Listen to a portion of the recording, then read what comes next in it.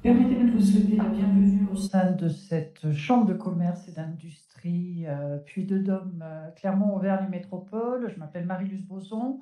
Je suis présidente de la commission entrepreneuriat au sein de cette CCI. Ravie de vous accueillir sur cette thématique de la reprise transmission d'entreprise au bout de 3 ans. C'était long, ça fait vraiment longtemps qu'on n'avait pas pu vous accueillir Marc Chamorel sur ce sujet. Un grand merci, Marc, d'être à nos côtés. Un grand merci à nos intervenants, encore une fois, professionnels, experts des sujets qui vont être abordés. Et je vous suggère une nouvelle fois de ne pas hésiter à les interpeller, à les pousser dans leur retranchement les uns et les autres. Et je sais qu'ils sauront vous répondre. Et puis, n'hésitez pas aussi à profiter de Marc Chamorel, spécialiste, s'il en est, de la transmission reprise d'entreprise depuis allez, des décennies, on ne va pas en dire plus. Je lui laisse le micro. Je vous souhaite de prendre ce soir bien, toutes les informations qui peuvent être nécessaires pour vous, voir l'envie d'aller encore plus loin dans cette connaissance, dans vos projets, dans vos dossiers. Et sachez surtout que notre chambre de commerce, votre chambre de commerce est à votre écoute et là pour vous accompagner avec Noël Petit et l'ensemble de nos services dans vos projets, y compris dans les financements, puisque vous savez que nous avons un outil qui s'appelle Auvergne Transmission, que j'ai le plaisir de présider.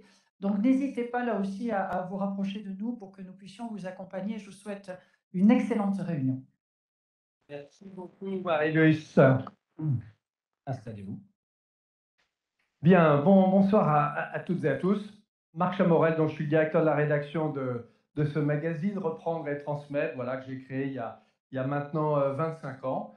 Ravi de me retrouver à l'invitation de la Chambre de commerce, bien sûr, ici à Clermont-Ferrand, où, si je puis dire, j'ai fait un petit peu mes débuts d'animateur il y a 21 ans précisément, puisque c'était en 2001. Voilà, 21 ans que nos rencontres de France, de la transmission d'entreprise font étape dans 30 ou 35 villes de France chaque année. Donc je me réjouis vraiment d'être parmi vous ce soir à Clermont-Ferrand. Nous y avions fait étape pour la dernière fois, je crois que c'était en 2019, et puis il y a eu la pandémie que vous connaissez. Donc je suis d'autant plus heureux qu'on puisse se retrouver en présentiel après cette interruption de 3 ans. C'est vrai que sur nos sujets de transmission reprise, qui sont des sujets très intuitus, personnels, euh, euh, la rencontre physique, eh ben, elle est tout simplement essentielle, parce que dans un regard entre un cédant et un futur repreneur, on peut lire évidemment énormément de choses. Sur un écran, c'est un petit peu moins facile. Voilà. Alors, ce soir, on va se régaler. Hein. On a 1 heure, 1 heure et demie, 1 heure trois quarts avec les questions pour essayer de répondre à toutes les questions que vous vous posez. N'hésitez pas, comme l'a dit Marie-Luce, à faire un petit signe si vous avez une question qui vous passe par la tête, parce qu'après 1 heure et demie, en fin de réunion, on ne se souvient plus de la question qu'on voulait poser plus tôt. Donc, n'hésitez pas, on est là, nos experts, nos témoins, on est là pour répondre aux questions que vous vous posez. Donc, avant d'en venir à notre sujet de ce soir, je voudrais remercier, bien sûr, la CCI de nous accueillir depuis maintenant, je crois que Clermont a été une de mes premières étapes, donc une petite vingtaine d'années que la Chambre de commerce du Puy-de-Dôme nous ouvre ses portes. Et je ne remercierai jamais assez Marie-Luce qui a été une des premières à nous faire confiance. J'en profite pour citer le nom de Jean-Paul Lombez, Marie-Luce, qui a été aussi une belle courroie de transmission à l'échelle de l'UCIMAC à l'époque, etc., du Grand Massif central. Donc, évidemment, la CCI, premier guichet auquel il faut penser et avoir le réflexe, bien entendu, d'aller frapper à la porte. Il y a 2 autres réseaux d'accompagnement que je vais citer, qui jouent chacun un rôle et qui ont chacun une contribution. soit aux côtés des repreneurs uniquement, c'est le cas de Réseau Entreprendre, soit auprès des cédants et des repreneurs, c'est le cas du CRA, Club des cédants et repreneurs d'affaires. Alors, je ne sais pas si Stéphane, je crois qu'il n'est pas arrivé. Ah, il est là, Stéphane. Il vient d'arriver, je ne l'avais pas vu. Bonsoir Stéphane Honorat, et qui, avec Antoine Galambert, hein, qui n'est pas là, mais l'important, c'est d'avoir un représentant de cette association. Ce ne sont que des bénévoles et ils sont aux côtés des futurs cédants, des futurs repreneurs pour les accompagner dans leurs projets. C'est une association qui existe depuis, je crois, à peu près 35 ans. Je les connais bien puisqu'ils sont partenaires de toutes nos étapes. Donc, deuxième guichet auquel il faut penser, hein, le CRA qui, bien entendu, est présent avec ses délégués dans, je crois, quelques 70 villes en France, 270 bénévoles et un Montluçon. Donc, dans une logique de proximité, là aussi, important de, bien entendu, d'avoir le réflexe de les rencontrer. Et puis le troisième, c'est le réseau Entreprendre. Réseau Entreprendre, alors je crois que la bonne personne ici sur le bassin de Clermont, c'est Hélène Griveaux, m'a-t-on dit. Voilà, là aussi, un réseau qui est dans une logique de proximité et qui, lui, est aux côtés des repreneurs. Hein. Et chaque année, il y a des lauréats qui obtiennent le label Réseau Entreprendre, qui va leur servir à quoi? Eh bien, tout simplement à lever des fonds, hein, bien sûr, auprès des partenaires bancaires, qui va leur permettre également d'obtenir des prêts d'honneur. Et c'est bien utile, ce n'est pas Philippe Bay, banquier prêteur à cette tribune, qui dira le contraire. C'est bien utile de pouvoir déjà mobiliser 30, 40 ou 50 000 euros au travers de ces prêts d'honneur. Et puis enfin, ils accompagnent les repreneurs. Là aussi, c'est important. Dans je crois, les 2 ou 3, en tout cas les 2 premières années qui suivent la reprise. Et là, eh bien, le réseau met à la disposition du repreneur un parrain, chef d'entreprise en exercice, qui sera là pour challenger, écouter et donner quelques conseils aux repreneurs. Voilà, je referme la parenthèse, mais c'est important que, en tout cas là je parle plus pour les repreneurs, vous ayez à l'esprit qu'il y a ces réseaux d'accompagnement qui existent et qui sont et qui vous proposent des choses très concrètes. Ce soir, on va avec nos experts, comme c'est notre habitude, avec 2 témoins. On a la chance d'avoir 2 témoins repreneurs qui vont venir, là aussi, vous restituer leur vécu d'une reprise récente. Hein. Il y a Emmanuel derrière moi là, qui lui, est en train même, les choses ne sont pas encore signées, mais il est en train d'avancer dans son parcours de reprise. On va essayer de vous restituer les principales tendances qu'il faut avoir à l'esprit s'agissant du marché de la session reprise. Où est-ce qu'on en est à la fin de ce premier semestre 2022, après tout ce qui s'est passé, après 2 années de Covid, après évidemment un épisode ukrainien que personne n'avait vu venir, en tout cas en cette fin d'année 2021, on pensait qu'on allait vers un retour à la normale. Et puis patatras, fin février, les lignes bougent à nouveau, beaucoup d'incertitudes, de la visibilité qui devient évidemment plus réduite. Comment ce contexte géopolitique et économique, bien entendu, comment impacte-t-il le marché de la session reprise? Est-ce qu'il va y avoir toujours autant de cédants? Est-ce que les cédants ne vont pas décider de reporter à plus tard la cession de leur affaire en se disant, voilà, il vaut mieux la mettre sur le marché quand quand la situation sera meilleure. Voilà des questions qui se posent aujourd'hui. Les banquiers vont-ils continuer à prêter quand il y a des contextes de crise? Voilà le type de questions qui, bien entendu, sont dans toutes les têtes. Du côté des repreneurs, est-ce qu'ils ne vont pas chercher un peu à jouer la montre? Est-ce que tout ça ne va pas se traduire par un allongement de la durée des négociations? Voilà un certain nombre de questions qui vont être bien sûr au centre de notre réunion d'aujourd'hui. Pour en parler, je le disais, des experts, je vous les présente rapidement comme ça. Vous allez pouvoir leur mettre une petite casquette au-dessus de la tête, savoir qui fait quoi. David, on va commencer par lui. Tiens, David Rage, Fusax Partners, après une carrière à la CCI.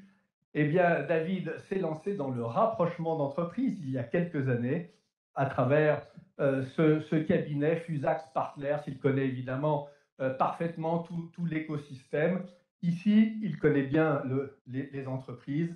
Et avec David, eh bien, on va un peu prendre le pouls de ce marché de la transmission reprise et voir un petit peu ce qu'il y a dans la tête et des cédants et des repreneurs. Guilhem Orgeval, qui sera donc l'avocat d'affaires à cette tribune, hein, représentant d'une grande maison, Fidal, bien sûr présent dans beaucoup de villes de France, et en tout cas, bien sûr, présent ici, à Clermont-Ferrand. Avec Guilhem, on reviendra aussi sur les conditions de la négociation. Hein, de quelle façon ce contexte impacte-t-il les discussions entre cédants et repreneurs? Ça sera évidemment l'occasion de regarder un petit peu ce qui se passe dans les coulisses aujourd'hui d'une négociation. Jean-Luc Beaujon, expert comptable, représentant d'un gros cabinet d'expertise comptable local, mais présent aussi nationalement. Exco Clermont-Ferrand, Jean-Luc, là aussi, hein, est aux côtés de dirigeants, parfois cédants, parfois repreneurs. Donc là aussi, son témoignage sera évidemment passionnant. Philippe Bay, grand argentier présent à la tribune, c'est son métier banquier-prêteur. Il est là pour monter des dettes seniors, comme on dit. Donc on verra comment l'équilibre d'un montage de reprise a été, lui, à bouger, hein, et comment il risque peut-être de bouger dans les semaines et les mois qui viennent, avec des taux dont on dit, c'est pas qu'on dit, mais qui commencent à remonter. Là aussi, je sais que les repreneurs se posent pas mal de questions là-dessus. Et puis enfin, Jérôme Mathieu, qui représente, lui, c'est son métier, c'est investisseur en capital. Il représente un fonds d'investissement qui intervient sur la France, mais en tout cas évidemment beaucoup en Rhône-Alpes, puisqu'il est originaire de Lyon. Initiative et finance. C'est combien, tu vois, pour avoir un ordre de grandeur, Jérôme, c'est combien de participations à l'échelle, alors au niveau national, mais surtout à l'échelle de la grande région?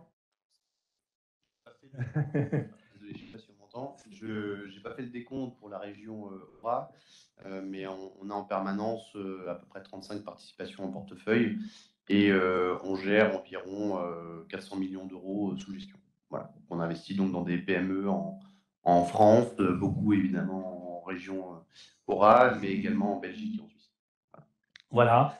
Donc, vous investissez aux côtés de repreneurs personnes physiques, de managers, hein, et comme ça leur permet, vous leur faites un petit peu la courte échelle pour qu'ils puissent s'offrir parfois des cibles d'une taille plus importante.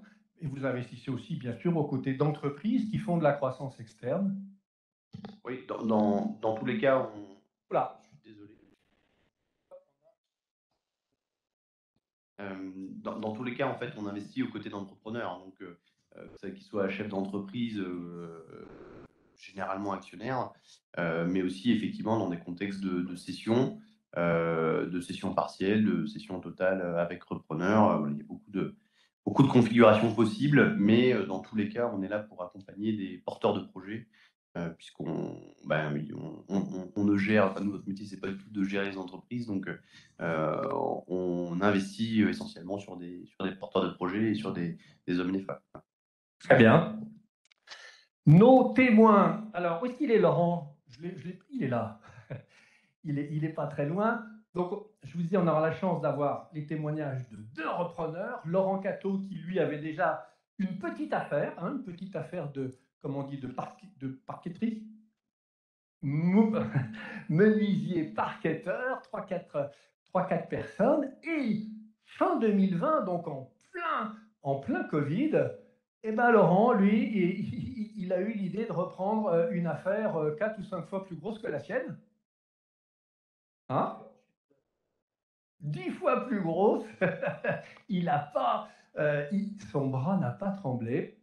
Et Laurent a mis la main sur une affaire qui réalisait à peu près 2 millions d'euros de chiffre d'affaires avec une quinzaine de personnes. À un moment, hein, je parlais d'incertitude tout à l'heure, je trouve que vous avez été quand même gonflé en décembre 2020.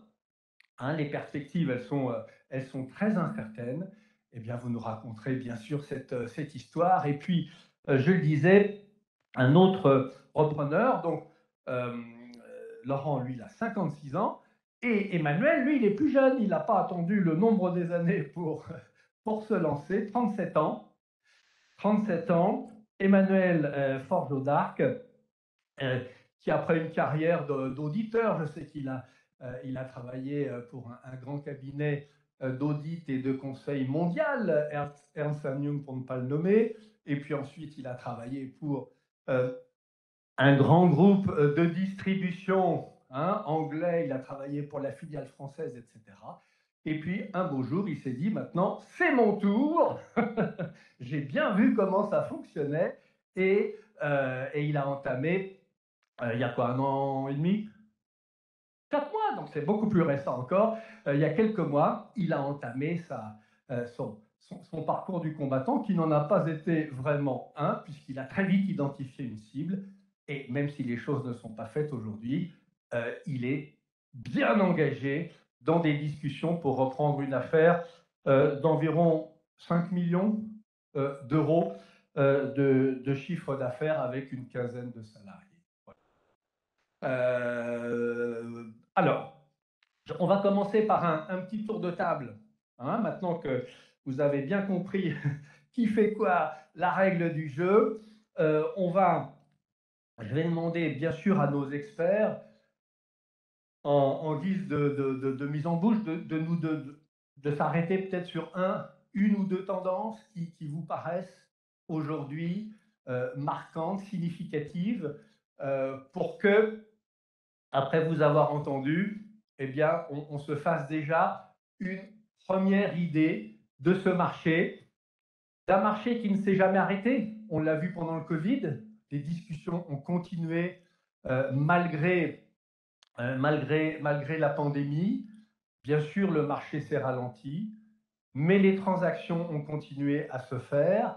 Alors, ça, j'ai envie de dire que c'était la deuxième crise après les Gilets jaunes. Là, on en arrive à la troisième crise.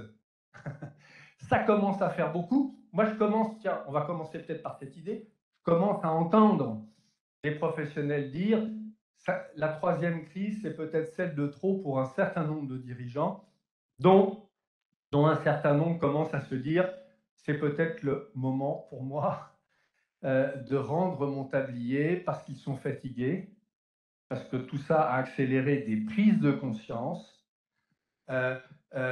Et c'est évidemment une des questions qu'on se pose aujourd'hui. Est-ce qu'il va y avoir des dirigeants qui vont peut-être accélérer la mise sur le marché de leur entreprise ou au contraire la différer? Tiens, on va commencer avec notre spécialiste du rapprochement, David. Qu'est-ce qu'il faut penser du comportement et de l'état d'esprit actuel des cédants, enfin des cédants potentiels? Oui, alors c'est à peu près la même chose à chaque crise. On a vécu ça aussi un peu en 2008, puis en 2012. C'était peut-être pas une crise aussi condensée qu'aujourd'hui, puisque là, effectivement, on enchaîne 3 crises. gilets jaunes, Covid, et puis maintenant la crise inflationniste et l'augmentation des prix des matières premières notamment. Donc, le comportement des dirigeants qui sont forcément pas tous touchés de la même manière par chacune des crises, c'est effectivement souvent de se poser un certain nombre de questions. Effectivement, pour certains, ça va accélérer leur décision de céder leur affaire, ou en tout cas les entraîner dans une démarche de préparation. On y reviendra, mais les aspects préparatoires des transmissions d'entreprise sont quand même assez importants et ça peut prendre pas mal de temps. Donc, ça peut être effectivement, enfin moi c'est ce que je constate, ça peut être accélérateur de l'engagement dans ce type de démarche. Je vois pas trop personnellement de personnes qui se disent je ne vais pas céder. Certains effectivement peuvent se dire je vais pas céder tout de suite, mais dès qu'on se dit ça, la question d'après c'est quand est-ce que je vais être en mesure de vendre mon affaire.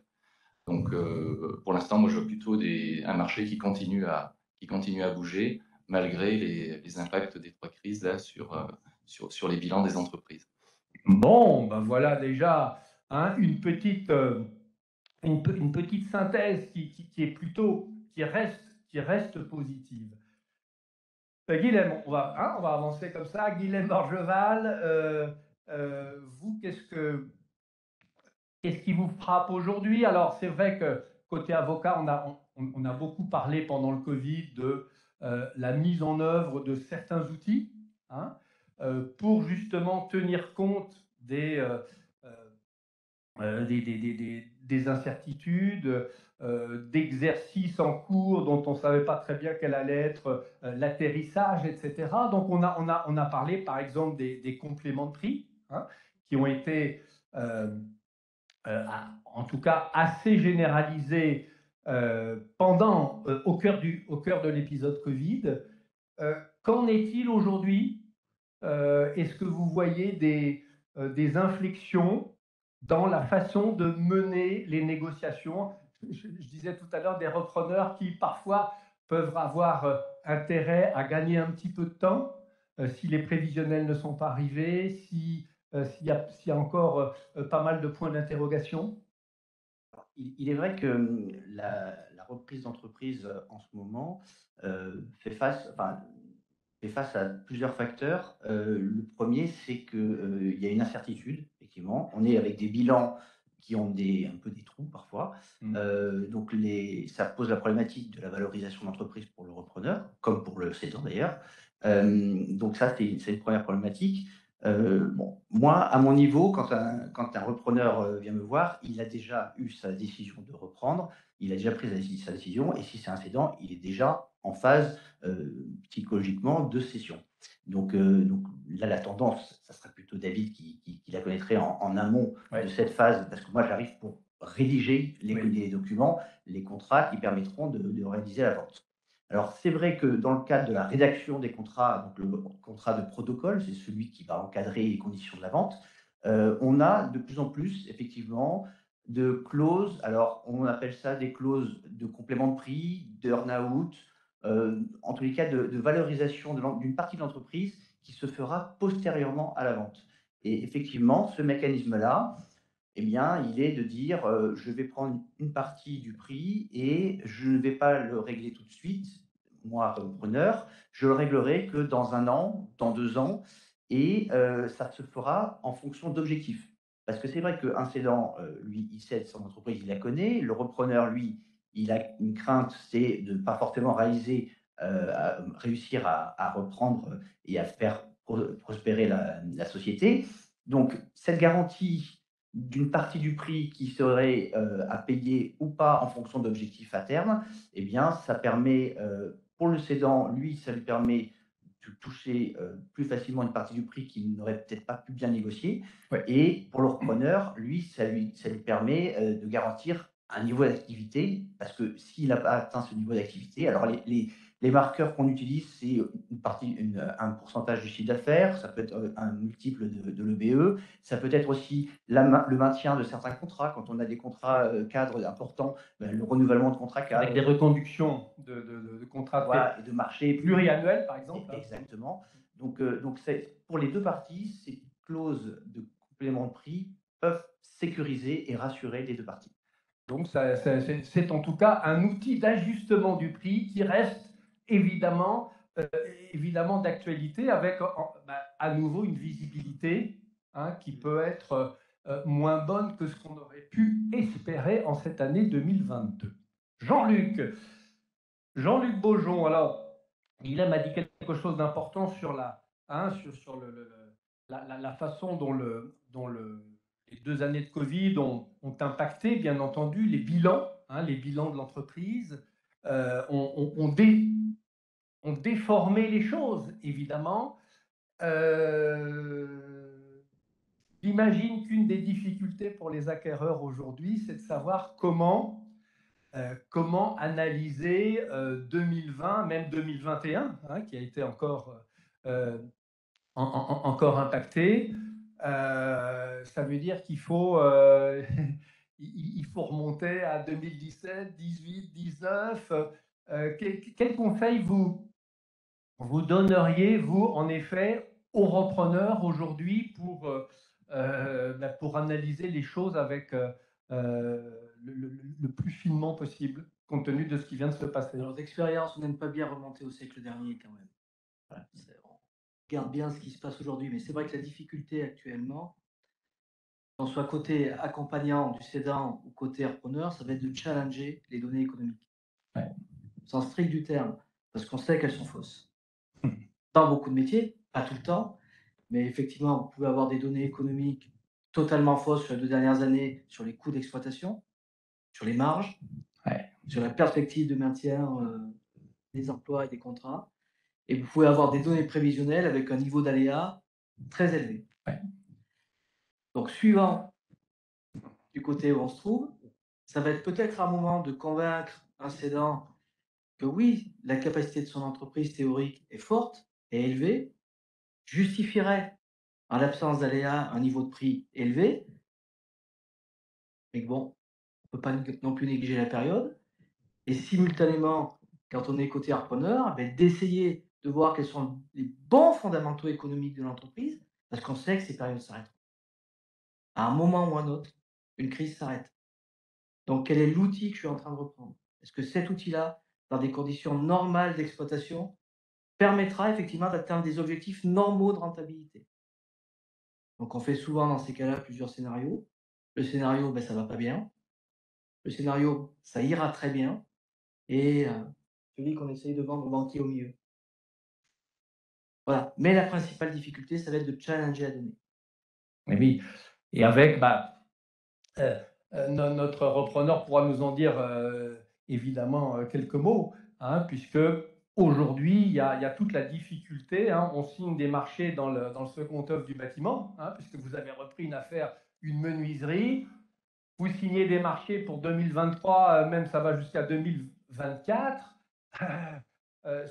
évidemment sans savoir si c'est le bon prix, quand c'est pour des collectivités locales.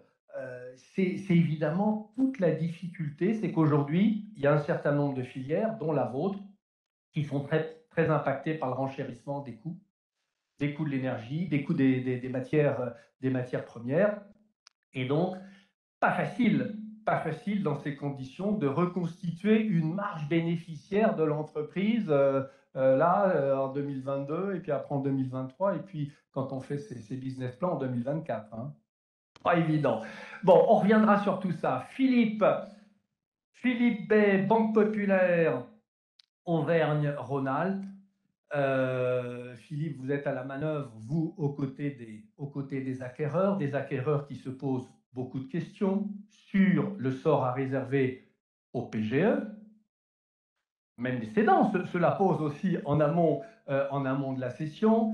Les acquéreurs, eux, sont inquiets de voir que les taux d'intérêt remontent. Alors même, toute proportion gardée, ça reste évidemment très loin des plus hauts qu'on a pu connaître à d'autres époques, mais c'est quand même une inversion de tendance. Qu'est-ce que vous avez envie, Philippe, de passer comme message? Est-ce qu'il faut être alarmiste ou s'inquiéter de tout ça, ou au contraire garder son sang-froid? Bon, alors bonsoir à tous. Depuis le début de cette soirée, on a prononcé 5 fois, 6 fois le mot crise. Je voudrais juste quand même rappeler qu'il y a un indice qui est suivi par tous les acteurs de la cession et de la reprise d'entreprise, c'est l'indice Argos, qui permet de donner une moyenne du multiple de cession des entreprises. Et donc à la fin de l'année 2021, il était à son plus haut niveau historique, à 11,5 fois l'EBITDA en moyenne. Moi, je ne parlerai pas tout à fait de crise, excusez mon propos qui est un petit peu peut-être dissonant. Simplement, on assiste à quelque chose qui est parfaitement inconnu dans l'histoire économique. 2020, la première crise sanitaire traversée par l'économie occidentale. Et donc, on assiste, alors on a parlé de croissance négative, au lieu de parler de récession, qui était à moins 7,5. 2021, exercice du rebond, record historique de la croissance en France, mais il s'agissait d'un rebond, plus 8,5. Et là, nous entrons, il faut le dire, en stagflation. En clair, la croissance est quasi nulle et l'inflation est à des niveaux historiques, 7,5% d'inflation en Allemagne. Je peux vous dire que pour l'économie allemande, et pour les Allemands en particulier, ça rappelle de très mauvais souvenirs.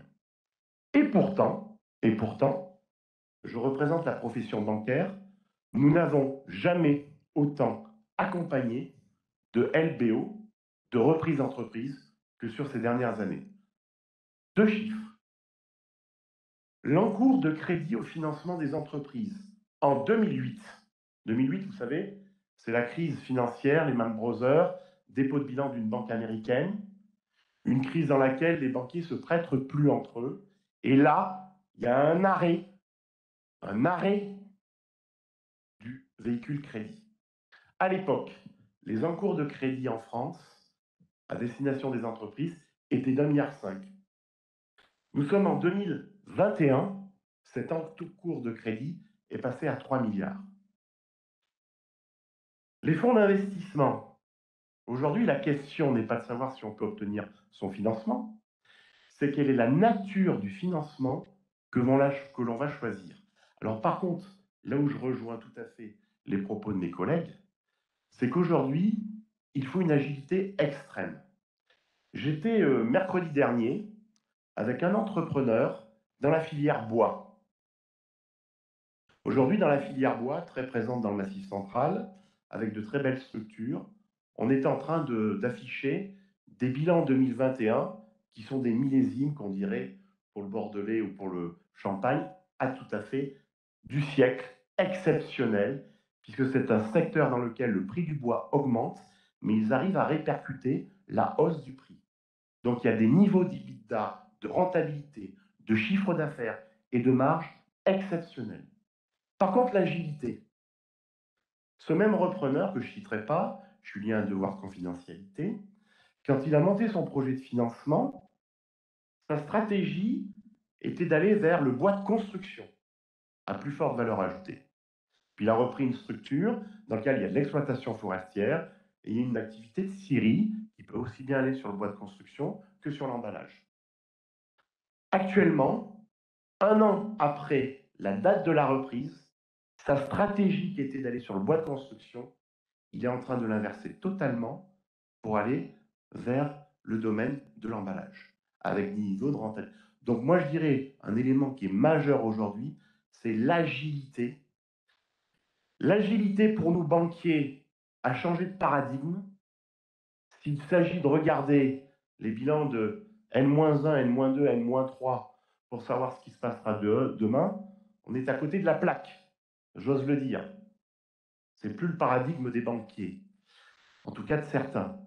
Mais donc, il est clair, net et précis que ce qui est très difficile dans la période actuelle, c'est d'identifier le normatif. Je suis un repreneur, et je rebondis complètement sur ce qu'a dit mon ami Jean-Luc.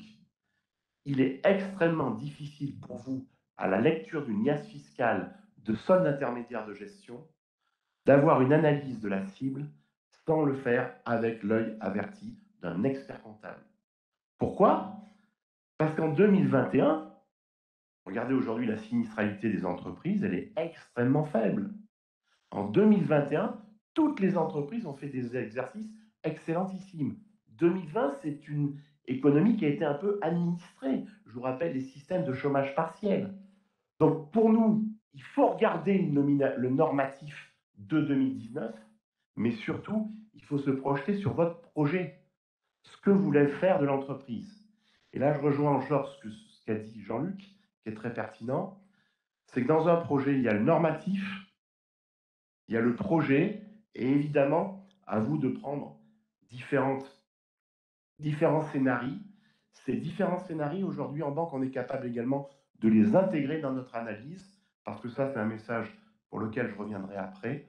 On est capable aujourd'hui, ce qu'on était incapable de faire il y a 5 ans en arrière, on est capable de ciseler un endettement avec un profil de dette qui n'est pas forcément linéaire et sur 7 ans. On est capable de poser de l'in fine. On est capable de travailler avec des investisseurs qui vont travailler avec une part d'obligataire. Donc aujourd'hui, il faut savoir aussi que les capacités à accompagner se sont accrues avec des dispositifs qui sont beaucoup plus souples qu'autrefois. Donc moi, c'est un message d'optimisme, d'agilité et évidemment de méfiance par rapport à ces 2 derniers exercices parfaitement atypiques. Alors, c'est vrai que le bilan de santé des entreprises a été très bon en 2021.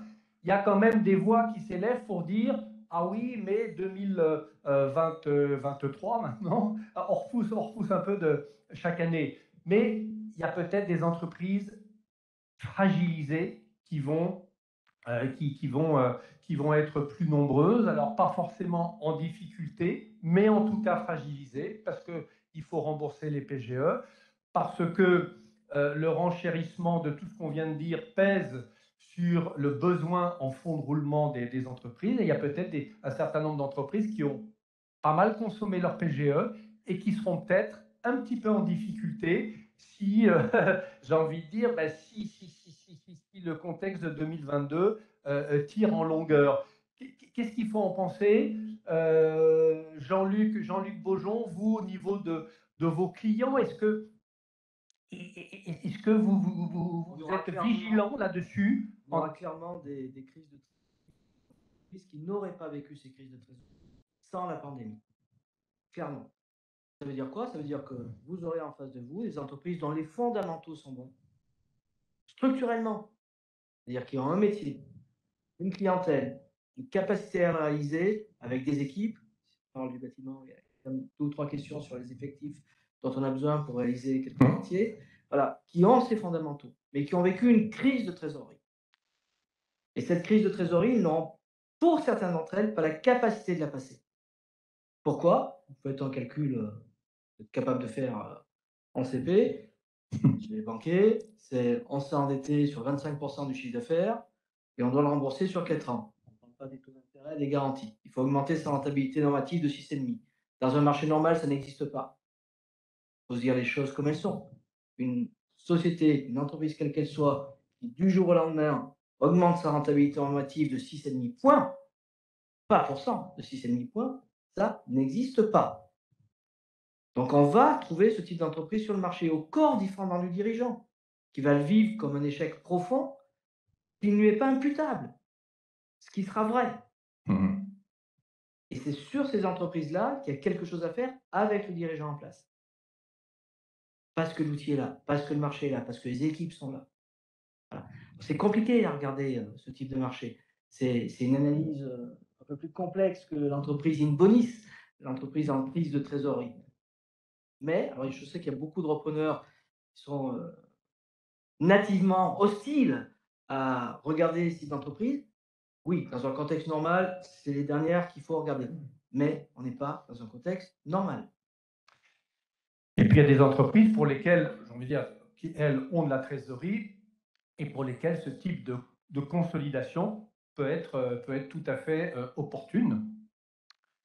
Jérôme, qui n'a pas encore pris la parole, le dernier à cette tribune, à s'exprimer. Jérôme, du côté des financiers, des investisseurs en capital de proximité que vous représentez, Qu'est-ce que vous avez envie de dire sur le contexte du moment? Vous pouvez être vendeur, vous pouvez être acheteur.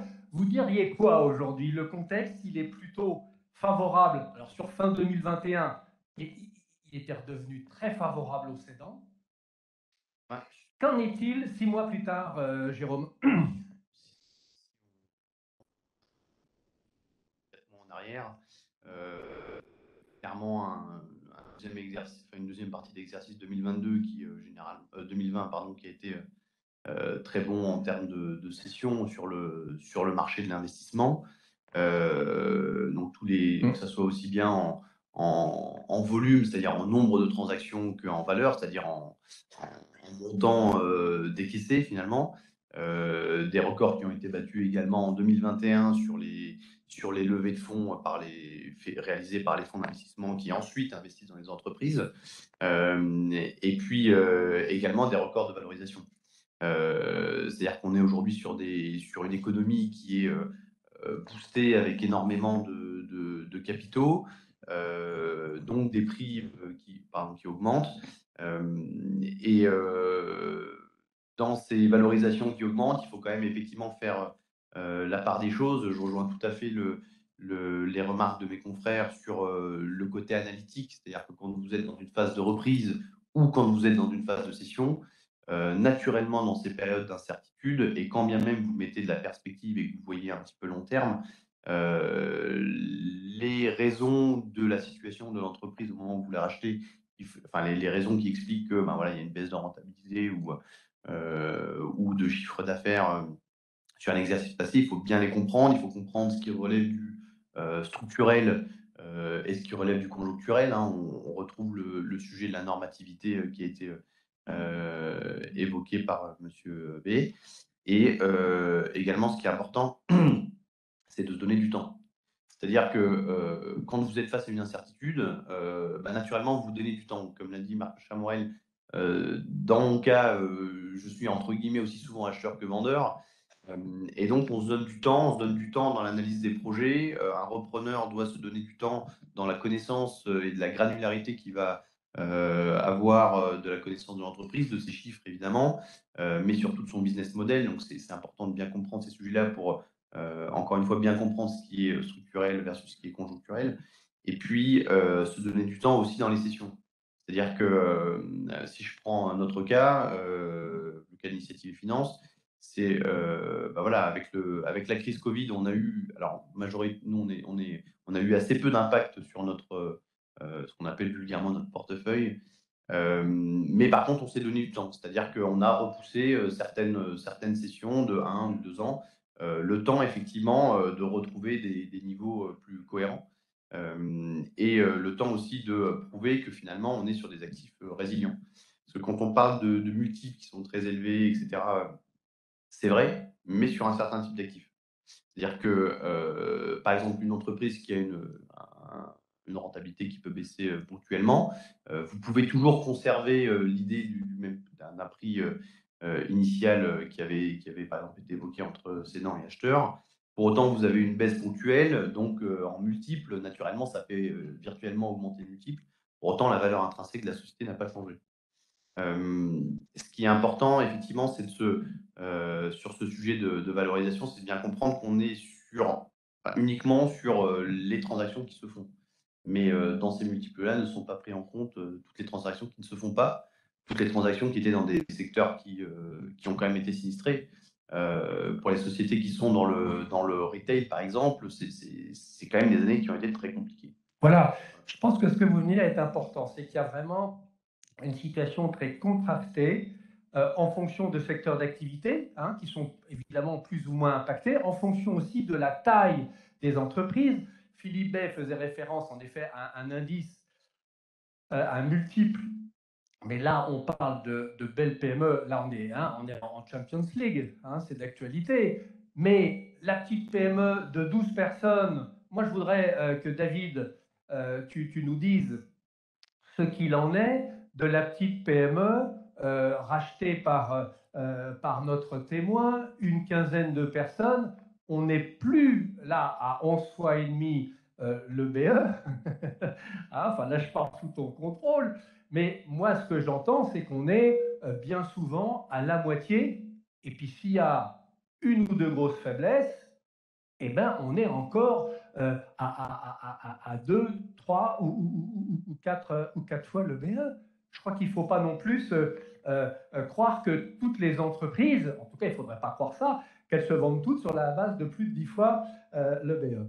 Alors effectivement, oui, pour contrebalancer un petit peu ce que disait Philippe, qui est tout à fait juste, mais quand on regarde plus dans le détail sur des sociétés type PME ou type TPE plutôt. Oui, grosse TPE ou petite PME. PME, on va être plutôt, enfin moi en tout cas dans ce que je rencontre, entre 3 et 6 fois les 8 sur les multiples qu'on peut appliquer. Donc effectivement, je crois que c'est ce qu'on était sur la société reprise par Laurent, qui malgré tout avait aussi d'autres qualités. C'est ce qu'il faut aussi regarder dans la période actuelle.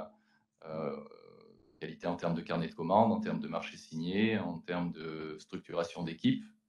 Ce qui n'est pas neutre aujourd'hui. Alors, sans mélanger tous les sujets, c'est vrai que si on en reparle par la suite, on a quand même aujourd'hui une petite tension sur les équipes, sur les recrutements de salariés j'allais dire dans certains métiers, mais c'est quasiment dans tous les métiers, dans toutes les entreprises que je rencontre. C'est très souvent le développement est freiné par les capacités de production, les capacités à faire, et en particulier par les capacités à trouver des compétences. Donc ça aussi, ça peut jouer également sur les projections qu'on peut se faire d'une entreprise qu'on va reprendre en fonction de l'équipe qui est en place. Voilà, et puis d'une volatilité qui, moi je l'entends encore beaucoup dans la bouche des repreneurs, hein, volatilité du personnel avec un directeur commercial comme ça qui, quelques semaines après la reprise, va venir poser sa démission sur le bureau du repreneur.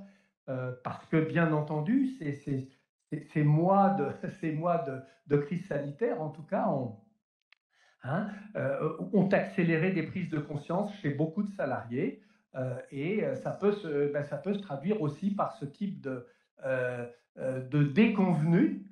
Et je peux vous dire, dans des métiers où c'est difficile de recruter, ce n'est pas la meilleure façon de démarrer sa reprise que d'être confronté à la démission d'un homme clé de l'entreprise. Peut-être, pour terminer notre tour de table, je vais donner la parole à nos deux, à nos deux témoins. Laurent, on vient d'évoquer justement le cas des grosses TPE ou petites PME, c'est le cas de votre reprise. Qu'est-ce que vous avez envie de dire, vous, sur, puisqu'il a été question des multiples de valorisation, qu'est-ce que vous avez envie de dire sur alors même si le cédant était quelqu'un que vous connaissiez très bien, bon, donc c'est un cas un petit peu particulier, mais sur les prétentions, on va dire ça comme ça, sur les prétentions financières des cédants, est-ce que vous avez eu quelqu'un en face de vous qui était tout de suite dans un prix de marché, ou bien est-ce qu'il a fallu, quand bien même vous le connaissiez bien, est-ce qu'il a fallu plusieurs mois de discussion pour arriver au juste prix? Non, ça n'a pas été le cas parce que on s'est entretenu cet après-midi. Comme je vous le disais, c'est un contexte un peu particulier. Moi, mon cédant, je le connaissais depuis 30 ans. Enfin, je le connais toujours, il n'est pas mort. Et oui, aussi. Et non, ça se passe très bien et ça s'est très bien passé. Mais non, le prix n'a pas été vraiment le point de crispation, ou je dirais par moment aurait pu être le point de rupture. Ça n'a jamais été le cas. Non, aujourd'hui, vraiment, je dirais le plus gros souci qu'on a, nous, entreprises, là, je rejoindrai ce que disait David, c'est l'humain. C'est-à-dire, aujourd'hui, le facteur humain, aujourd'hui, moi, j'ai donc une structure qui est dans le BTP, seconde œuvre, avec un carnet de commandes comme on n'a jamais eu, mais j'ai la problématique de mettre des gens en face pour réaliser. Et à coup pas seul, je pense qu'aujourd'hui, quel que soit que ce soit dans le BTP, dans le service, la restauration, où que ce soit, on a ce problème-là et je pense que c'est plus problématique et plus grave ou une pandémie ou une guerre en Ukraine. Merci Laurent. Voilà, rien ne vaut le vécu hein, de ceux qui sont confrontés au marché. Voilà, Laurent Catteau. La principale difficulté, c'est l'humain aujourd'hui, c'est ce fameux capital humain. Hein. Bien sûr que l'on rachète, ça fait partie des composantes hein, qu'un repreneur rachète. Et là, aujourd'hui, c'est pas simple. Emmanuel Forgeot d'Arc, alors vous êtes encore en pleine discussion. J'ai envie de dire d'autant plus intéressant sur ce qui vient d'être dit, Emmanuel. Alors vous, tout ça, les transactions, c'est un univers que vous connaissez bien puisque vous avez été un professionnel de la chose, si je puis dire, pendant quelques années. Donc vous n'avez pas découvert ça avec votre rôle de repreneur. Justement, qu'est-ce que ça vous inspire là, la façon dont se passent les choses avec votre cédant aujourd'hui? Qu'est-ce que vous avez envie de mettre en avant? Merci Marc. Alors effectivement, quand j'ai engagé ce projet de reprise, la première chose que j'ai faite, c'est que j'ai pris contact avec le CRA parce que le marché des transactions de PME, c'est quand même assez spécifique. C'est des plus petites tailles. Et donc j'ai fait 3 semaines de formation à Lyon avec le CRA, c'était super. Alors, j'ai pas effectivement appris énormément de choses sur les aspects financiers, juridiques de ces transactions techniques, mais en revanche, ce que je retiens, c'est qu'on nous a vraiment dit, voilà, vous allez être très bien accompagné par des comptables, des avocats, des fiscalistes, des conseils, des notaires, des banquiers, tout ça, ils vont faire un super travail. En revanche, le seul endroit où vous n'allez pas être accompagné, c'est sur les aspects humains. Comment se comporter dans ce process. Or, figurez-vous que c'est le truc le plus important. Et donc, finalement, ça fait du bien de rencontrer d'autres repreneurs qui sont généralement dans un état d'incertitude, parce qu'ils quittent un job, ils changent d'orientation, qui ne savent pas trop dans quoi ils s'engagent, ils ne savent pas trop ce que l'avenir leur réserve, il peut y avoir des peurs, enfin, il y a plein de choses qui remontent. Et puis, voilà, ces décisions importantes, patrimoniales, avec leur famille, tout ça, enfin, il y a beaucoup de choses. Et alors, finalement, savoir accueillir cette incertitude, c'est vraiment la clé, de mon point de vue, de la réussite de toutes ces discussions. Et donc, s'entourer de gens qui ont des cheveux gris. Alors, Stéphane, il n'a pas beaucoup de cheveux gris, mais enfin, je parle de Stéphane Honora qui est là-haut, qui est mon parrain au CRA. Ça fait du bien d'avoir des gens qui voient passer des transactions tout le temps, qui peuvent vous recommander des conseils efficaces. Et sur le sujet de prix, que mentionnaient Laurent et les autres, moi, mon approche, c'est quand même de dire, effectivement, tous les cédants, ils sont gourmands, normal. Quand on a une belle entreprise, c'est comme quand on a un bel appart, on veut le vendre cher. C'est normal, c'est humain. En réalité, le juge de paix de ça, c'est la capacité à financer la reprise. Donc en fait, on peut parler très longtemps du prix souhaité par le cédant. C'est merveilleux, mais en fait, à la fin, il faut juste pouvoir faire un truc qui marche. Et donc, l'enjeu, c'est d'arriver à expliquer posément au cédant comment se passe le financement d'une opération. Et en fait, la banque, elle va financer 70% du résultat net sur 7 ans. Et vous mettez un apport et voilà le prix. On peut tergiverser très longtemps, mais à la fin, on en est là. Juge de paix, vous avez raison de le rappeler, Emmanuel, c'est en effet le prix finançable, la capacité tout simplement de la cible à rembourser un certain prix. Et c'est ce qui fige, à un moment donné, ce fameux prix de marché. Ce que vient de dire Emmanuel Forgeot d'Arc là est important sur la posture du repreneur vis-à-vis du cédant, plus que la posture sur la façon, quelque part, de gagner la confiance du cédant et de séduire le cédant, parce que hein, c'est tout le propos pour le repreneur. Alors, ça va nous amener à dérouler ce qui est au programme de notre conférence ce soir. On a choisi de revenir sur ces questions, c'est très concret, sur les questions très concrètes qu'un repreneur peut et doit poser à son cédant pour arriver à bien cerner ses intentions réelles, à bien cerner ses attentes. Il y a le prix, mais il y a beaucoup d'autres choses. Il y a l'accompagnement, il y a ceux qui veulent partir en courant, il y a ceux qui, au contraire, veulent rester, j'ai envie de dire, le plus longtemps possible. Parfois, il leur manque des trimestres, etc., etc. Donc, je pense que c'est intéressant de revenir sur... On va commencer par quelques questions qui paraissent être des questions de bon sens, en effet, sur le contexte de la cession.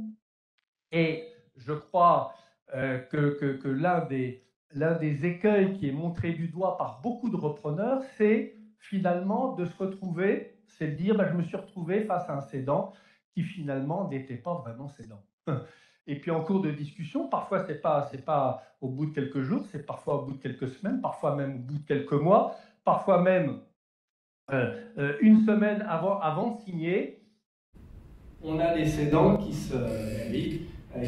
veulent plus vendre, ou je l'ai vu il n'y a pas très longtemps avec des témoins qui veulent vendre 200 000 € de plus dans la semaine qui précède la signature du protocole. Et oui, ça c'est du concret, c'est du vécu. Alors, quelles sont les bonnes questions? Alors, parmi les bonnes questions, David, je vais te redonner la parole. Parmi les bonnes questions, il y a en effet, monsieur le cédant, comment vous voyez votre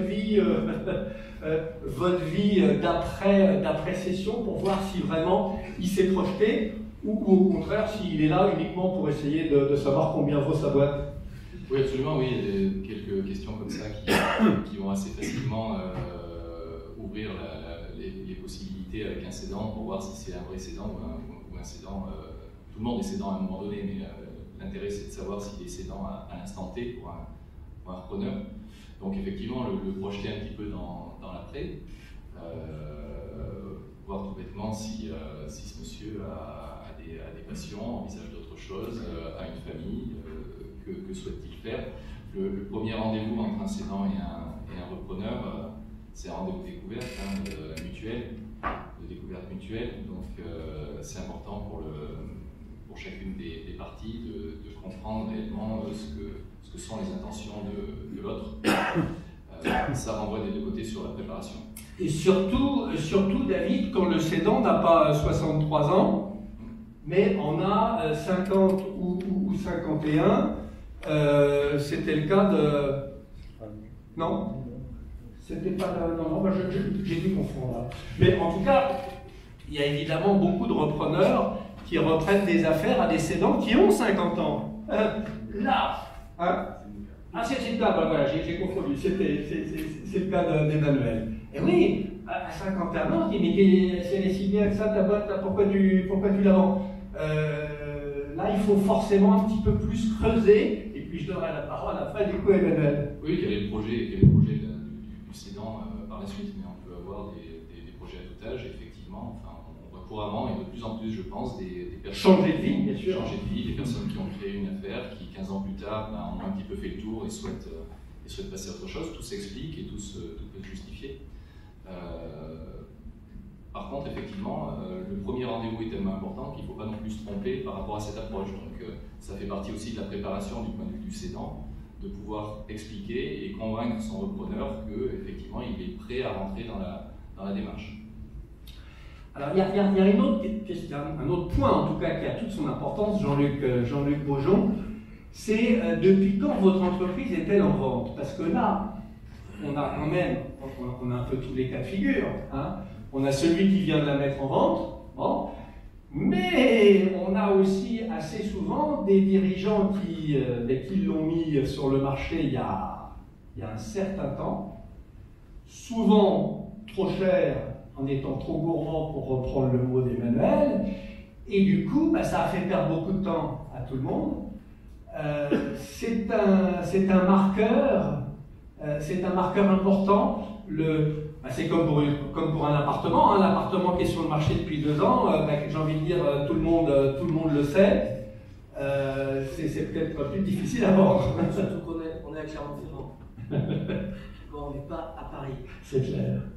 Donc, entre nous, on sait tous, presque, des entreprises qui sont en vente et qui sont trop chères. Et ça, en fait, c'est plus un inconvénient pour le cédant que pour l'acheteur. Pourquoi? Parce que l'acheteur normal, sauf très bien doté de manière naturelle, va avoir à minima un ou deux conseils autour de la table qui vont dire waouh, t'es sûr? J'ai un doute. Voilà. Et on va tous faire peu ou prou la même analyse au même moment, et on va tous reculer, et effectivement, on va les voir durer un petit peu sur le marché. Mais ça veut dire qu'on a souvent, quand on est accompagnateur du vendeur, en face de nous, un dirigeant qui fantasme un peu sur la valeur de son entreprise.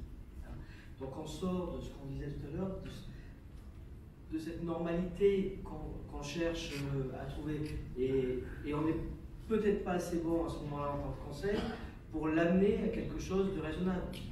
Parce qu'on sait que l'entreprise est mûre, parce qu'on sait qu'il faut qu'il cède, parce qu'on sait que pour différents critères c'est le bon moment, mais on peut être en zone d'échec. Les uns et les autres, à ce moment-là, on en a tous. Et une des vraies questions, c'est est-ce que tu veux vraiment vendre? Et effectivement, on a de temps en temps, pas si souvent, des vendeurs qui ne sont pas vendus, qui n'ont pas franchi l'étape psychologique. Ils vont se séparer de leur bébé, d'une entreprise qu'ils ont créée pour certains, qu'ils ont repris dans des conditions X ou Y, avec laquelle ils ont grandi, avec laquelle leur famille a grandi, qui a impacté leur vie privée pendant des années, qui représente ce qu'ils sont eux-mêmes. S'ils n'ont pas fait un gros travail psychologique en amont, il y a des personnes qui ne sont pas capables. Et ça, c'est le boulot des conseils. D'arriver à les amener soit à vendre, soit à pas vendre. En tout cas, pour le repreneur, c'est important de savoir où on est le cédant dans le processus. Et c'est vrai que j'ai beaucoup de repreneurs qui disent ah, moi j'ai eu la chance parce que le fruit il était mûr. Il a eu, et ça c'est, le cédant a pu avoir un ou deux repreneurs, ça s'est pas fait, ça a pris du temps, puis à un moment donné il en a ras le bol quoi. Et le troisième qui arrive, qui pointe le nez, et ben ça sera le bon. Parce que le repreneur, à un moment donné, le cédant, pardon, voilà, il a eu deux déceptions ou deux échecs et il veut vendre. Et puis inversement, il y a le cédant qui vient de mettre son entreprise sur le marché, il est trop haut et il laisse passer les bons repreneurs.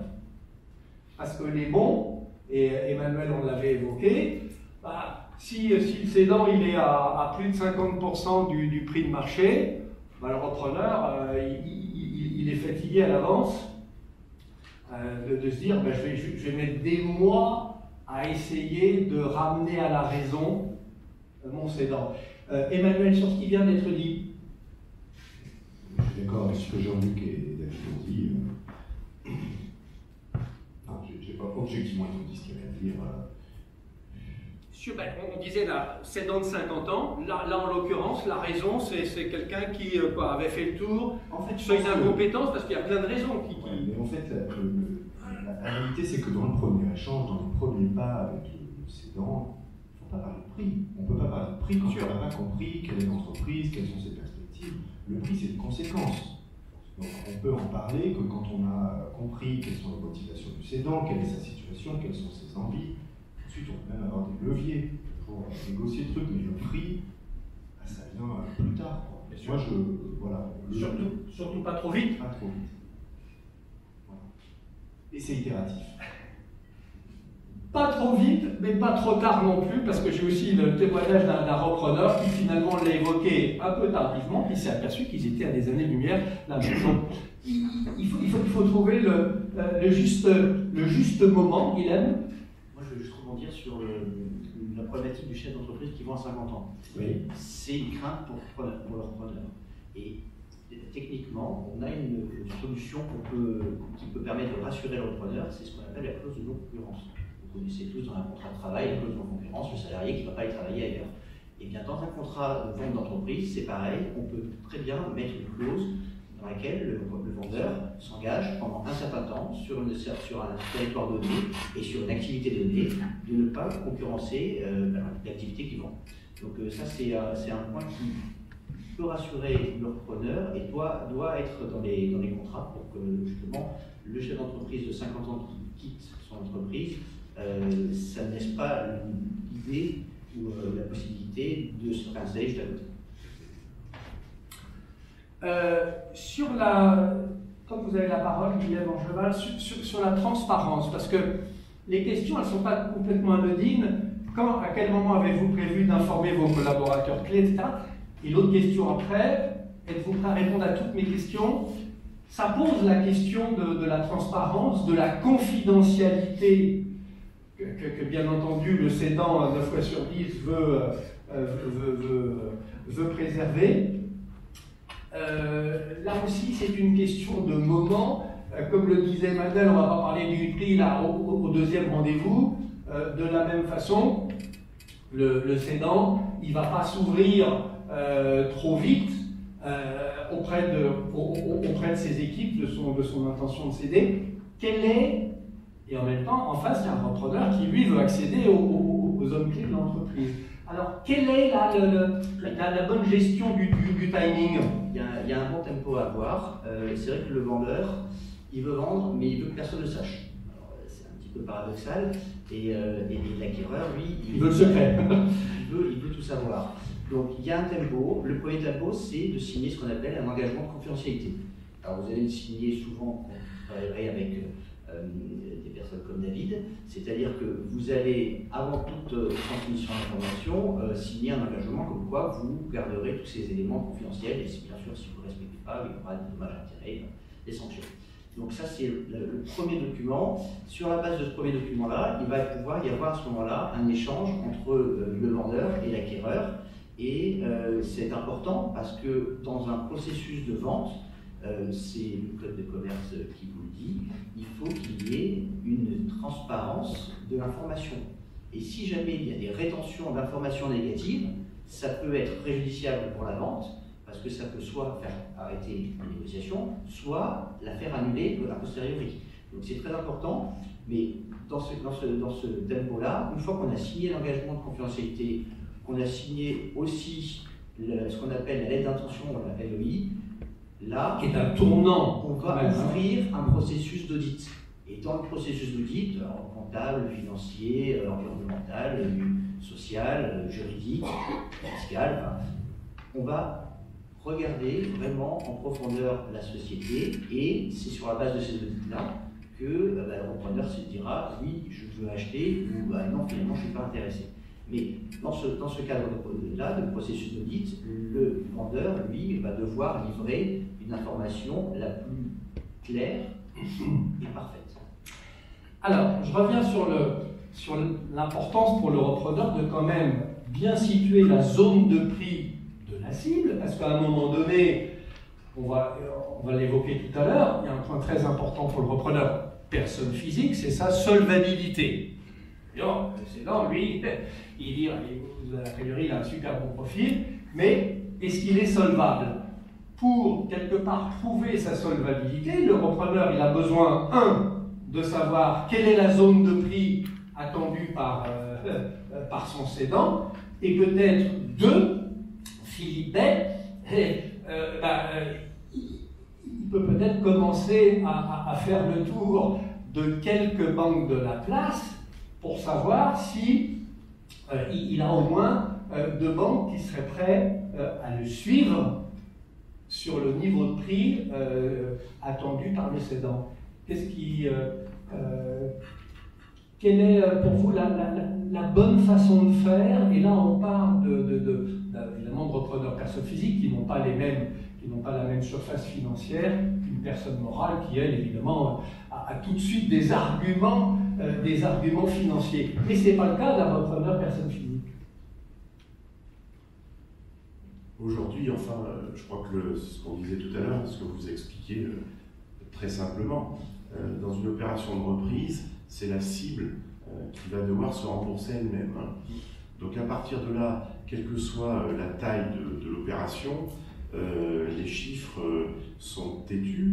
Encore faut-il que les chiffres, encore une fois, et ça c'est pas la banque qui fait ce travail-là, on rentre pas dans ce travail-là, il faut que, j'ai envie de dire, le porteur de projet, accompagné de son conseil, puisse dire, ben voilà aujourd'hui ce qui nous paraît normatif, voilà quel est le projet que nous avons, et puis derrière, et bien évidemment, si la dette va capter 90% des résultats nets normatifs, c'est même pas la peine d'y aller, puisqu'il peut y avoir des aléas. Il faut intégrer en plus, évidemment, suivant les entreprises, les nécessités d'avoir ce qu'on dit théoriquement du CAPEX, c'est-à-dire la capacité à pouvoir réemprunter pour renouveler un outil industriel, suivant le secteur d'activité dans lequel on exerce.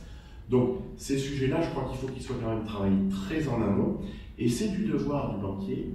Et là, je me rappelle de mes premiers rendez-vous bancaires, d'être en capacité, un banc banquier, je vais choquer beaucoup de monde tout de suite, c'est pas forcément celui qui dit oui, c'est celui qui sait dire non. Qui sait dire non parce que si on est visiblement dans une approche, alors on peut, comme vous le dites, tâter le terrain dans cette approche-là. Moi, je ne le recommande pas trop, parce que aller voir des établissements avec visiblement une capacité qui est dans l'impossibilité de rembourser la dette, ce n'est pas la meilleure façon d'approcher les choses. Donc je pense que là, le travail préparatoire doit être fait en amont, et il est de notre devoir de dire là, c'est pas possible, ou alors de dire c'est peut-être possible, mais il faut augmenter l'apport, il faut peut-être travailler avec un sponsor financier dans certaines opérations. Voilà, il faut peut-être revoir les choses. C'est constructif et ça permet à la personne peut-être de revoir un petit peu son projet. Il n'est pas question pour nous d'aller parler du prix. Encore une fois, les prix, on peut en parler pendant des heures. Il y a des moyennes, il y a des écarts types, il y a des prix par secteur d'activité. Il faut surtout que l'opération soit viable et donc qu'elle soit tout simplement remboursable. Emmanuel Forgedac, vous disiez en fait plus que le prix, je vais vous dire un mot là-dessus. Ce qui est important, c'est la méthode. C'est avec le cédant de bien se mettre d'accord sur la méthode qui prévaudra pour arriver quelque part, mais ça prendra un certain temps pour arriver à un prix du marché. Et oui, la construction du prix, c'est un exercice en commun. En fait, il va falloir qu'on trouve un accord. Donc, dès le début, il faut arriver à trouver, à éduquer le cédant. Si c'est une petite boîte et qu'il n'a jamais fait ça de sa vie et qu'il ne sait même pas comment on fait pour valoriser une boîte, la pire des solutions, c'est qu'il ait cette approche des multiples en tête. Parce qu'un multiple, en fait, ça sort de nulle part. Je ne sais pas, 4 fois, 5 fois, on peut prendre un indice qui vous montre des boîtes qui font 150 millions d'euros de chiffre d'affaires. C'est pas du tout la même chose que des toutes petites boîtes. Donc, parler de multiples, ça ne veut rien dire. Et donc, vous regardez déjà les résultats historiques, les flux d'entreprise. En fait, il faut arriver à faire un DCF, c'est-à-dire un flux de trésorerie actualisé, essayer de se dire combien de cash ramène cette entreprise, et puis on le montre aux cédants. Et alors là, normalement, les chiffres parlent. Normalement. Le point de la cession, je vends tout, ou je peux aussi vendre une minorité, mais plus fréquemment une majorité, et puis réinvestir aux côtés de mon repreneur, surtout si je crois vraiment en lui. Qu'est-ce qu'il faut penser de ce montage qui peut avoir des vertus? D'abord permettre à des cédants qui ont beaucoup investi dans leur entreprise pendant la période Covid, quelque part de toucher les fruits de leurs investissements. J'ai eu beaucoup de cédants qui disaient nous, il a fallu digitaliser à grande vitesse. Bon, tout ça, ça a pesé évidemment sur la marge bénéficiaire de l'entreprise et sur sa valorisation. Donc il peut y avoir cet aspect-là. Il peut aussi y avoir pour le repreneur la possibilité comme c'est dit là, que la bouchée soit moins grosse. Si je ne rachète que 75% tout de suite. Nous, pour reboucler d'ailleurs avec la question précédente sur l'âge des cédants, la majorité de nos opérations, nous, fonds d'investissement, sur des sociétés plutôt de taille PME, se font avec des dirigeants qui ont moins de 55 ans. Et et justement parce qu'on trouve très fréquemment dans ce contexte-là, d'une opération de ce qu'on appelle un OBO, donc c'est une opération patrimoniale, et qui effectivement se fait en plusieurs temps.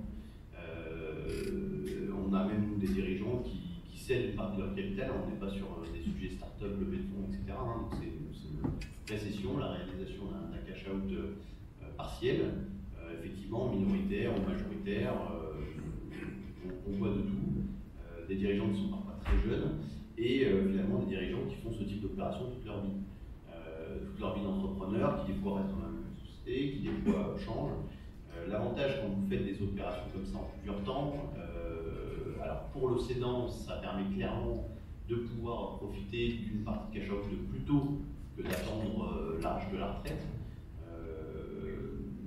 Objectivement,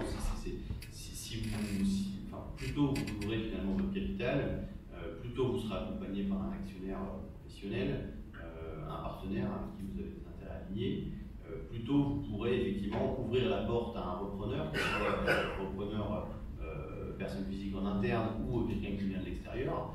Et cette ouverture de capital à ce type de profil vous permettra de mieux valoriser votre société dans les années qui suivent, parce que la transition aura été préparée et même si les multiples ne sont pas parfaits, généralement vous pouvez entre guillemets valoriser plus cher votre société quand vous avez justement fait une cession en 2 temps.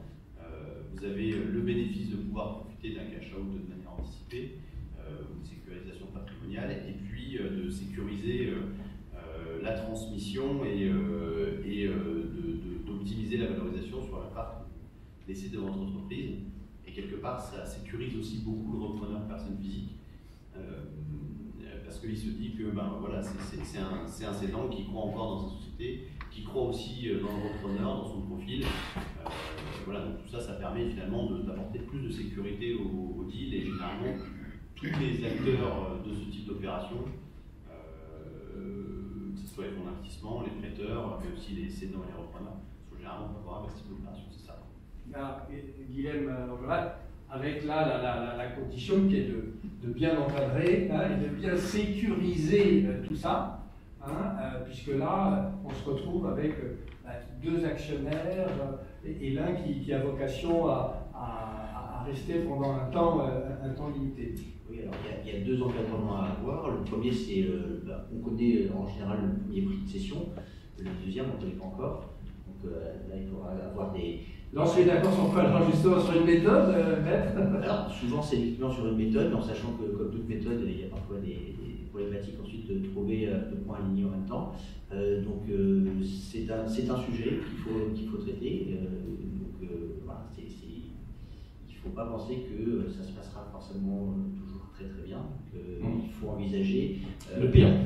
Et donc, essayer au maximum d'encadrer ça par une règle qui soit la plus applicable possible. Deuxième point qu'il faut penser, c'est qu'effectivement, on va vivre une cohabitation entre l'ancien chef d'entreprise et puis le nouveau. Et donc, cette cohabitation, elle s'organise, et dans ce cas-là, on signe ce qu'on appelle un pacte d'associés, pacte d'actionnaires, c'est une chose.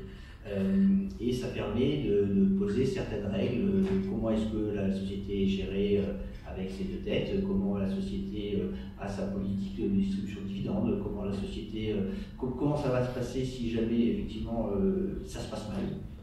Et là, on aura des clauses de sortie qui seront mises en place pour permettre justement le débouclage de l'opération en ce moment. Autre bonne question à évoquer avec son cédant, c'est la question de la durée de l'accompagnement.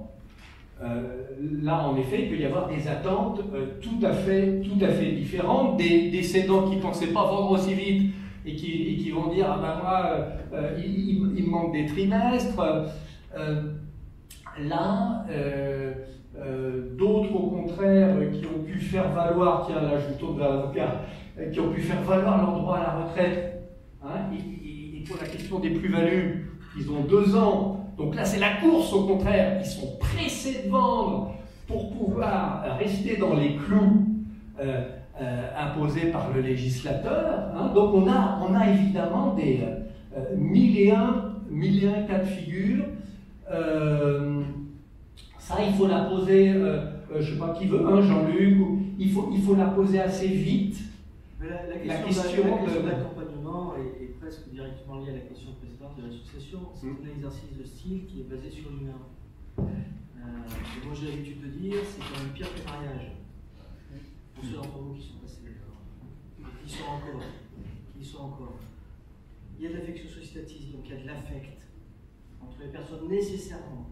Alors encore pire quand on reste associé que quand on est sur une période d'accompagnement. Et contrairement au mariage, où il n'y a que de l'affect, on sait tous, il y a nécessairement des questions pécuniaires.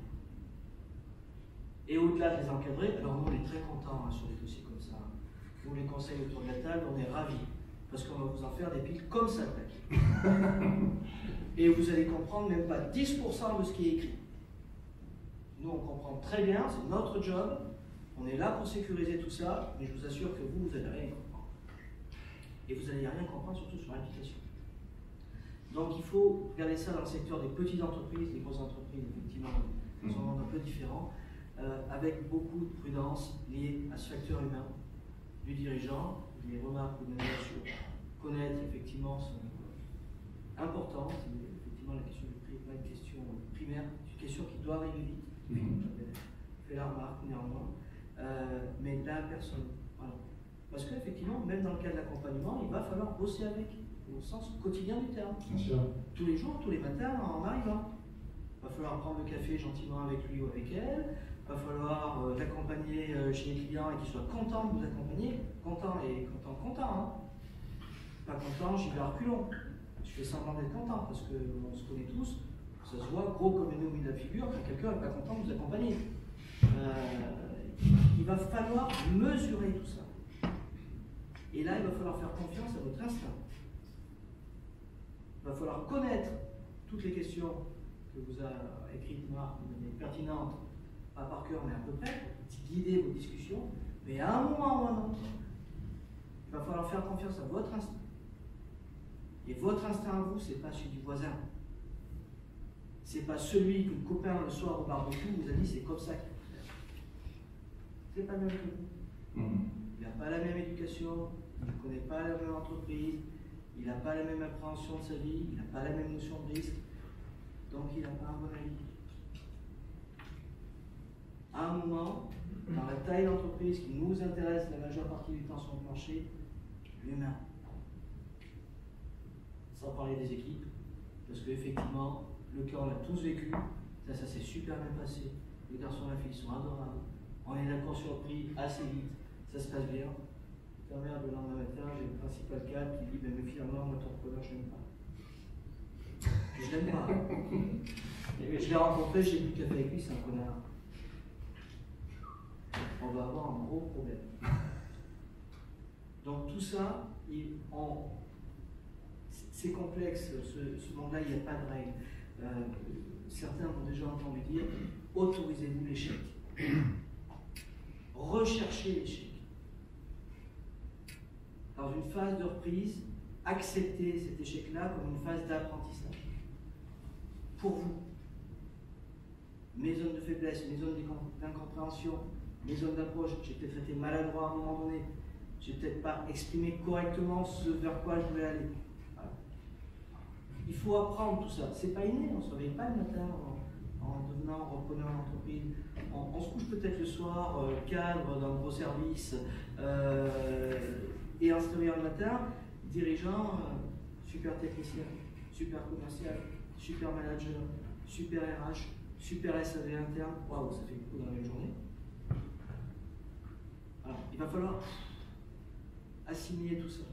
Donc effectivement, comme on disait tout à l'heure, le temps peut être un bon allié. Cette démarche-là, en dehors du fruit très mûr qui parle de l'arbre du voisin et qu'on cueille en passant, ça arrive.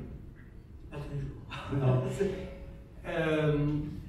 Alors, donc, en tout cas, cet accompagnement, surtout s'il doit durer un certain temps, il faut bien l'encadrer. Hein, et là, il faut parler des choses clairement. Alors, avec des cédants qui peuvent être payés, Guilhem, pendant cette période, ou bien c'est une partie du prix qu'on estime, hein, qu'on affecte à cet accompagnement de X mois du cédant? Enfin, il y a plusieurs façons de faire. Alors, il y a plusieurs façons de faire, effectivement, pour avoir l'accompagnement. Moi, ce que je voulais ajouter par rapport au propos de Jean-Luc, c'est que quand il parle de son travail et la possibilité d'un échec, ça peut aussi aller dans le cadre de la reprise avec l'accompagnement. C'est-à-dire que moi, j'ai vécu le cas d'un dossier récemment où on avait prévu 1 an d'accompagnement. Et au bout de 3 mois, le preneur est venu me voir et dit mais j'en peux plus, il faut que ça s'arrête.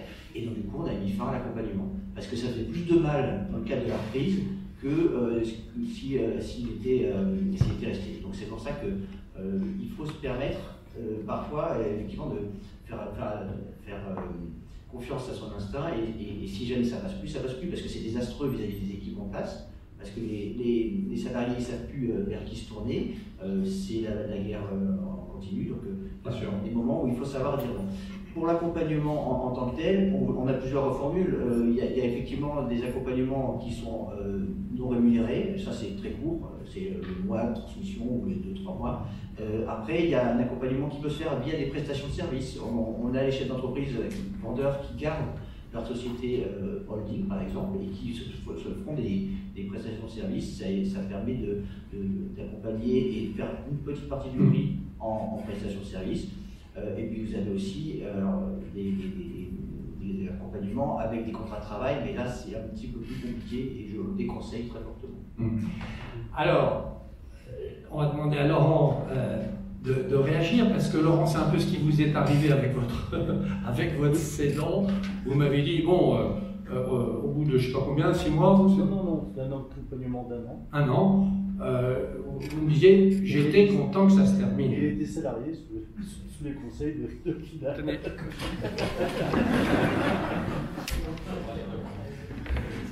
Non, c'est pas un interview. C'est dit qu'il est pas. Non, l'accompagnement a duré 1 an. Ouais, c'est assez long déjà. C'est assez long.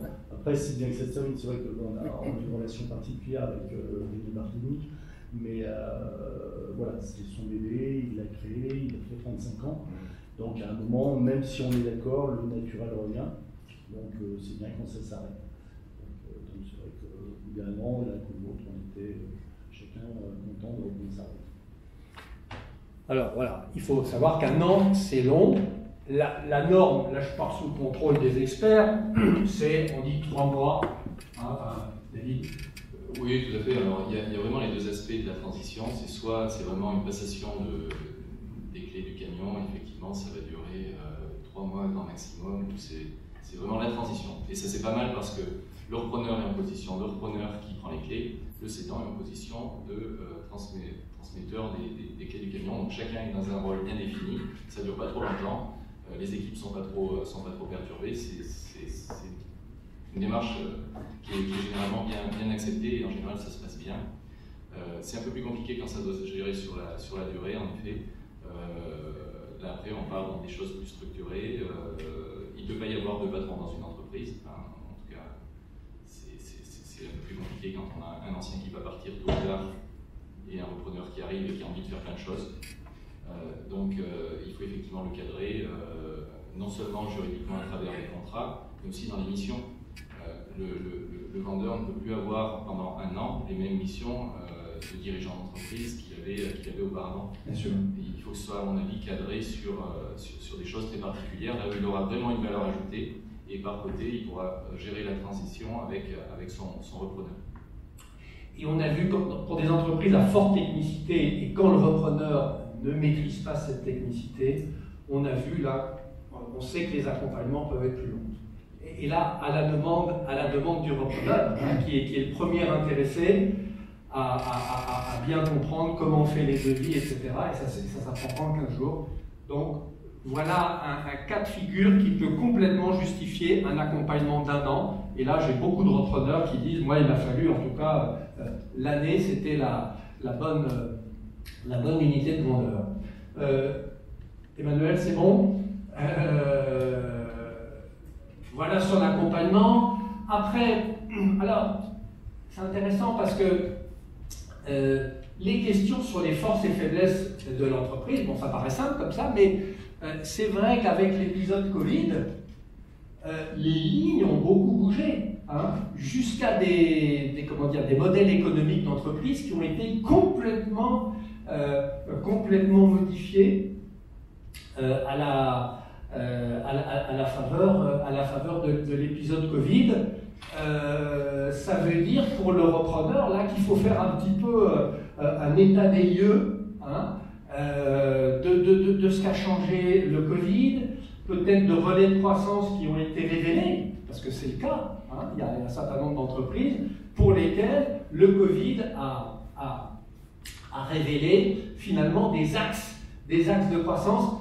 Là, les bons conseils à donner au repreneur, c'est de discuter avec son cédant pour essayer de comprendre les axes qu'il a pu identifier et parfois des axes assez récents, mis en lumière assez récemment. Je ne sais pas qui veut s'exprimer là-dessus sur vous, Jérôme, en tant qu'investisseur en capital, quand il faut là faire le fameux SWOT, force, faiblesse, menace, etc. C'est sûr que le sujet du Covid et puis des différents impacts qu'il y a eu sur les 24 derniers mois et qui probablement arriveront dans les prochains mois ou années, c'est certain qu'il y a eu des changements assez importants sur notre échantillon de sociétés dans lesquelles nous avons investi et où effectivement le Covid a des fois eu un impact évidemment un petit peu négatif sur les sociétés, mais des fois a ouvert des vrais axes de croissance, parce qu'il y a eu beaucoup de changements d'habitudes de consommation, d'habitudes de mobilité dans le grand public. Et ça a quand même impacté fortement certaines sociétés, quand bien même on est dans le B2B, quand bien même c'est des sociétés B2B. Donc il y a clairement des vrais axes de croissance qui ressortent de ces crises quand on fait bouger les lignes. Nécessairement, ça profite à certaines sociétés et puis ça permet de rebattre un petit peu les cartes. Alors moi, il y a une question que je trouve super importante. Monsieur le cédant, en quoi consiste votre valeur ajoutée, mais surtout, à quoi ressemble votre journée type? J'ai beaucoup de repreneurs qui me disent moi, j'ai passé mon chemin quand il m'a expliqué ce qu'était sa journée type. J'ai plus envie de reprendre l'entreprise. Ça peut être bien entendu le contraire.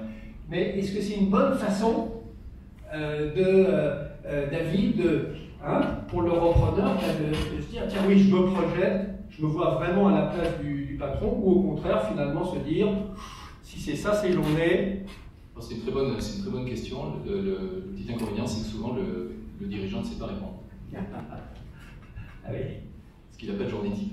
Il n'a pas de journée type, il va plutôt raisonner sur une semaine, sur la gestion d'aléas éventuels.